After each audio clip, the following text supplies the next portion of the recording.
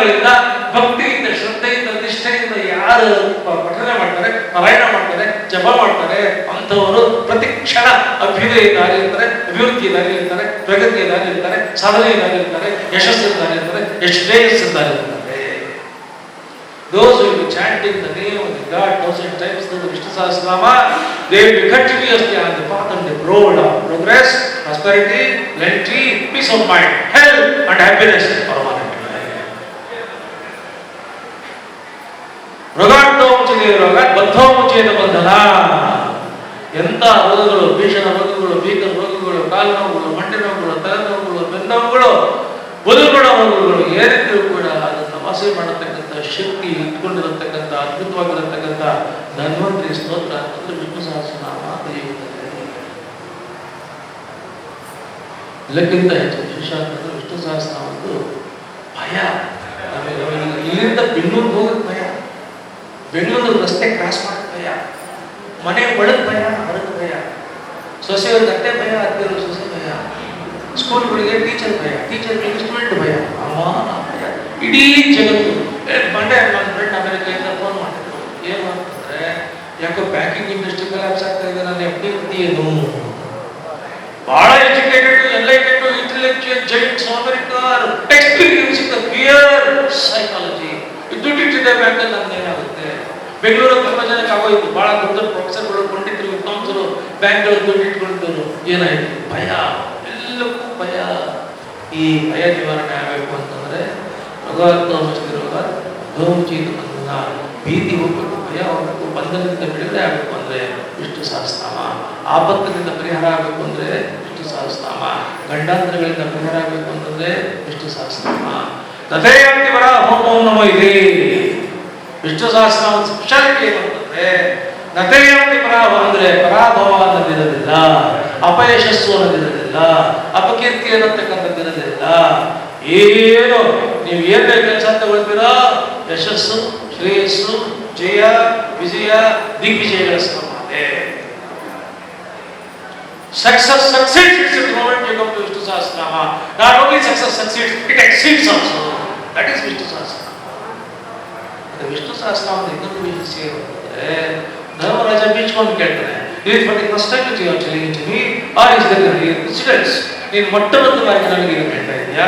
ನಿನಗಿಂತ ಮುಂಚೆ ಯಾರು ಹೇಳಿದಾರ ಸ್ವಾಮಿ ಅಂತ ಕೇಳ್ತಾರೆ. ಹೇಳ್ತಾರೆ, ಋಷಿಪರಿಗೀತಾನೆ, ಋಷಿಪರಿಗಾನದ ಋಷಿಗಳು ದ್ವಾಪರದಲ್ಲಿ ತಪಸ್ಸು ಮಾಡುವಾಗ ಹೃದಯ, ಮನಸ್ಸು, ಚಿತ್ತ, ಬುದ್ಧಿ ಎಲ್ಲ ಪರಮಾತ್ಮನ ರೂಪಿಸಿ ಹೇಳ್ತಾ ಇದ್ದಂತ ಒಂದು ಮಹಾಮಂತ್ರ, ಒಂದು ದಿವ್ಯ ಸ್ತೋತ್ರ, ಒಂದು ದಿವ್ಯ ಸ್ತೋತ್ರ, ಅದೇ ಕಡೆ ವಿಷ್ಣು ಸಹಸ್ರ.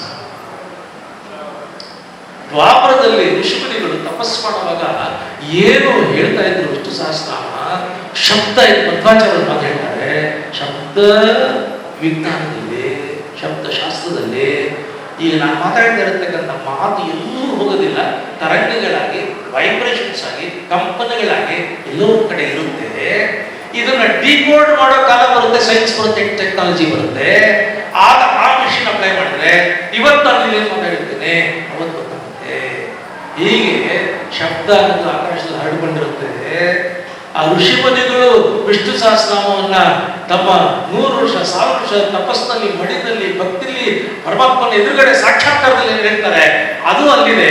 ನೀನು ವಿಷ್ಣು ಸಹಸ್ರನಾಮ ಹೇಳಿದಾಗ ನಿನ್ನಿಂದ ಹೊರಡತಕ್ಕಂಥ ಈ ಭಕ್ತಿಯ ತರಂಗಗಳು, ಶ್ರದ್ಧೆಯ ತರಂಗಗಳು, ನಿಷ್ಠೆಯ ತರಂಗಗಳು, ಪರಾಯಣದ ತರಂಗಗಳು, ಇದೇ ವಿಷ್ಣು ಸಹಸ್ರನಾಮ ವಿಷ್ಣು ವಿಷ್ಣು ಶಂಕರ ಭೂತ ಭೂಮಿ ಭೂತ ಇದೇ ಹೋಗಿ ಅದಕ್ಕೆ ಸ್ಪರ್ಶ ಮಾಡಿದಾಗ ಆ ಋಷಿಮುನಿಗಳ ಅನುಗ್ರಹದ ಅದ್ಭುತವಾಗಿರತಕ್ಕಂಥ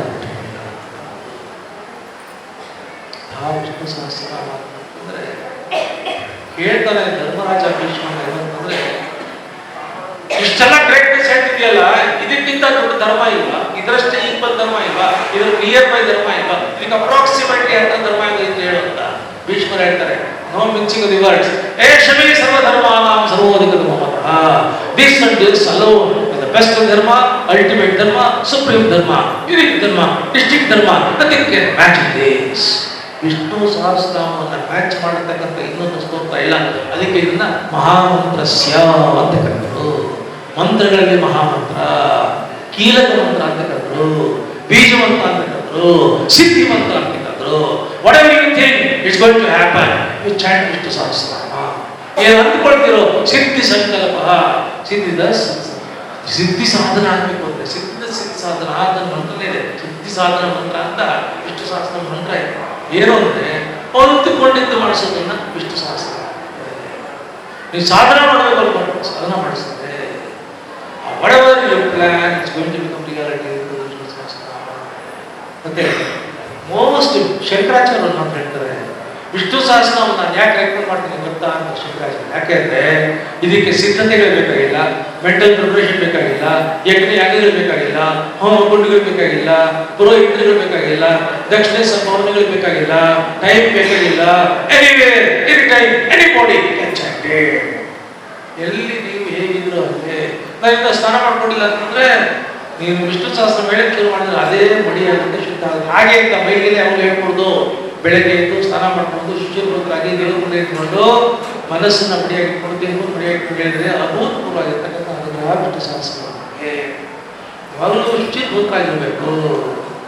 ಇನ್ನೊಂದೇನು ಅಂತಂದ್ರೆ ವಿಷ್ಣು ಸಹಸ್ರದಲ್ಲಿ ಒಂದೇ ಒಂದು ನಾಮವನ್ನು ನೀವು ಹೇಳಿದ್ರು ಕೂಡ ಅದ್ಭುತ ಫಲ. ರಾಮಾನುಜಾಚಾರ್ಯ ಹತ್ರ ಅವನು ಬರ್ತಾನೆ, ಬಡವಾದ್ರೆ ಬಡವಾಗ ಮಕ್ಕಳಿಗೆ ಏನು ಇಲ್ಲ, ಬರೀ ಪ್ರಸಾದದಲ್ಲಿ ಆಗ್ತದೆ, ನೀವು ಒದ್ದಾಡ್ಬೇಡಿ ಹೇಳ್ತಾರೆ. ವಿಷ್ಣು ಸಹಸ್ರ ಬರುತ್ತೆ, ನಾವು ಇಲ್ಲ ಗೊತ್ತೇ ಇಲ್ಲ. ಒಂದೇ ಒಂದು ಚಿಕ್ಕ ವಯಸ್ಸಲ್ಲಿದ್ದಾಗ ನಮ್ಗೆ ಒಂದು ಶ್ಲೋಕ ಅಷ್ಟೇ. ಯಾವುದು ಇಷ್ಟು ಶಿಕಾರ ಬರ್ತಾ ಇತ್ತು, ಸರಿಯಾಗ್ತದೆ. ಭೂತ ಬರ್ತಾ ಇತ್ತು, ಸರಿ ಭೂತ ಬರುತ್ತೆ, ಒಂದೇ ಒಂದು ನಾಮ ಹೇಳ್ದವ್ರು ಉದ್ಧಾರ ಆಗ್ತಿಲ್ಲ. ಅವನು ಆಮೇಲೆ ಪ್ರಸಾದಕ್ಕೆ ಬರಲೇ ಇಲ್ಲ. ತಿಂಗಳಾದ್ಮೇಲೆ ಒಂದಿನ ಕಾವೇರಿ ಸ್ನಾನ ಮಾಡ್ತಾರೆ ರಾಮಾನುಜಾಚಾರ್ಯರು. ಒಬ್ಬ ಜಪಪತಿ ಬಂದ ಮೇಲೆ ಮುಖ ಪರಿಚಿತ ಮುಖ ನೋಡಿ, ಯಾರು ಬಂದ ನಮಸ್ಕಾರ ಮಾಡಿ, ಯಾರಪ್ಪ ನಾನೇ ಅವತ್ತು ಒಂದು ಪ್ರಸಾದ ಇಟ್ಕೊಳ್ಳಿ ಮಕ್ಕಳಿಗೆ ಅಂತ ಹೇಳಿದ. ಬರಲೇ ಇರಲ್ಲ ಅವನು. ಅವೆಲ್ಲ ಬರಲಿ, ನೀವು ಹೇಳ್ರಿ ವಿಷ್ಣು ಸಹಸ್ರನಾಮ ಒಂದೇ ಒಂದು ಭೂತ ಹೇಳುವಂತ ಅದನ್ನು ಎಷ್ಟು ಭಕ್ತಿಯಿಂದ ನಾನು ಮಾಡಿ ಸಾಯಂಕಾಲ ಪ್ರಸಾದಕ್ಕೆ ದೇವಸ್ಥಾನಕ್ಕೆ ಕೊಡಬೇಕು ಅನ್ನೋ ಹೊತ್ತಿಗೆ ನಿಮ್ಮ ಶಿಷ್ಯ ಬಂದ ಎಂತ ಪ್ರಸಾದ ಕೊಟ್ಟ. ಮಾರನೇ ದಿನ ಬೆಳಿಗ್ಗೆ ನಾನು ಹೇಳ್ಬೇಕು ದೇವಸ್ಥಾನಕ್ಕೆ ಪ್ರಸಾದಕ್ಕೆ ನಿಮ್ಮ ಶಿಷ್ಯ ಬಂದ. ಒಂದು ತಿಂಗಳಿಂದ ಬೆಳಗ್ಗೆ ಮಧ್ಯಾಹ್ನ ಸಾಯಂಕಾಲ ಎಂತ ಶಿಷ್ಯ, ಅದೇನು ರುಚಿ, ಅದೇನು ಸ್ವಾದ, ಅದ್ಭುತ, ಎಂತ ಶಿಷ್ಯ ಇಟ್ಕೊಂಡ್ಬಿಟ್ಟಿದ್ದೀರಿ ಸ್ವಾಮಿ ಅಂತ. ರಾಮಾನುಜಕ್ಕೆ ಆಶ್ಚರ್ಯ, ಶಾಕ್. ನಾನು ಶಿಷ್ಯನ ಕಳಿಸಿದ್ರೆ ನಿನಗೆ ಹೇಗಿದ್ದೆ ಹೇಳೋದು. ಅವಾಗ ಹೇಳ್ತಾರೆ ಹೇಗಿದ್ರು ಆ ಪ್ರಸಾದ ತಗೊಂಡು ಹೇಳ್ತಾ ಇದ್ರೆ ರಾಮಾಚಾರ್ಯನಲ್ಲಿ ಧಾರೆ ಅಲ್ವೋ, ಯಾರನ್ನು ನೋಡ್ಬೇಕು ಅಂತ 120 ವರ್ಷ ತಪಸ್ಸು ಮಾಡಿ ಕಾಯ್ತಾ ಇದ್ದೀನೋ ನಿಮಗೆ ದರ್ಶನ ಕೊಟ್ಟನಲ್ಲೋ. ವಿಷ್ಣು ಸಹಸ್ರನಾಮದ ಒಂದು ನಾಮವನ್ನು ಭಕ್ತಿಯಿಂದ ನೀನು ಸಮರ್ಪಣೆ ಮಾಡಿದ್ದಕ್ಕೆ ದರ್ಶನ ಕೊಟ್ಟ, ಪ್ರಸಾದ ನಿನ್ನ ಮನೆ ಬಾಗಿಲಿಗೆ ತಂದುಕೊಟ್ಟ. ಇಡೀ ವಿಷ್ಣು ಸಹಸ್ರ ಮಾಡಿಕೊಟ್ರೆ ಜನ್ಮ ಮುಕ್ತಿಯಲ್ಲಿ ನಾವು ಮಧ್ವಾಚಾರ್ಯ ಮಾತು ಹೇಳ್ತಾರೆ, ಎಲ್ಲಾ ಸ್ತೋತ್ರನೂ ಮುಖ್ಯ, ಎಲ್ಲಾ ಸ್ತೋತ್ರನೂ ಮಂಗಳ. But I recommend very strongly Vishnu Sahasranama, mainly Vishnu Sahasranama. ಯಾತಕ್ಕೆ? ಈ ಸಬ್ಸ್ಟ್ಯಾನ್ಷಿಯಲ್ ಸ್ಟೇಟ್ಮೆಂಟ್ ಮಧ್ವಾಚಾರ್ಯ ಹೇಳ್ತಾರೆ. ಉಳಿದ ಎಲ್ಲಾ ಸ್ತೋತ್ರಗಳು ದಶಾವತಾರ, ದ್ವಾದಶ ಸ್ತೋತ್ರ ಮಾಡಿ, ದ್ವಾದಶ ಸ್ತೋತ್ರ ಮಾಡಿದ್ರೆ ಹೇಳಿದ್ರೆ ಪರಮಾತ್ಮ 12 ರೂಪಗಳ ಅನುಭವವಾಗಿರತಕ್ಕಂಥವ್ರಿಗೆ 12 ಪುಣ್ಯ ಫಲ ಬರುತ್ತೆ. ದಶಾವತಾರ ಸ್ತೋತ್ರ 10 ಅವತಾರಗಳ ವರ್ಣನೆ 10 ಬರುತ್ತೆ. ಅಷ್ಟೋತ್ತರ 108 ಪರಮಾತ್ಮ ನಾಮ ಸ್ಮರಣೆ 108 ಪುಣ್ಯ ಬರುತ್ತೆ. ವಿಷ್ಣು ಸಹಸ್ರನಾಮ 1000 ನಾಮಗಳ ಸ್ಮರಣೆ 1000 ಪುಣ್ಯ ಬರುತ್ತೆ. ಅಲ್ಲ, ಮಧ್ವಾಚಾರ್ಯರು ಇಲ್ಲಿ ಬರಲ್ಲ, 1000 ಬರಲ್ಲ.